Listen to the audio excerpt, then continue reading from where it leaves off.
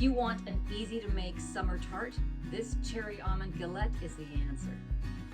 The almond pastry is really easy to make, especially if you have a chopper or food processor.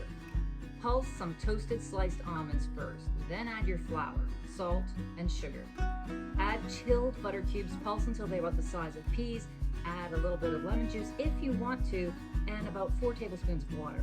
Blend until it comes together or is pinchable. Turn the pastry out onto some plastic wrap and gather it into a disc shape.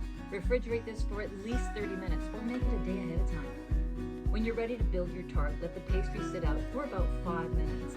Then roll it into an 11-inch circle. Roll it up again over your rolling pin and refrigerate it. Combine your cherry filling ingredients and toss to coat.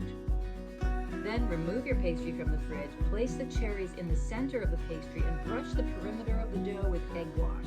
Don't worry about having a perfect circle, this is rustic. Fold the dough up around the cherries, leaving the cherries exposed in the center.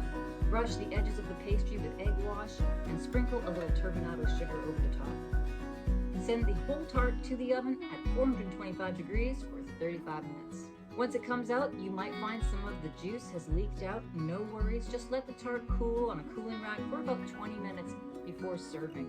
Then all you need to do is slice a piece, a little whipped cream or some ice cream on the side will do the trick. Rustic, crumbly, beautifully sweet, but not too much. This is the one.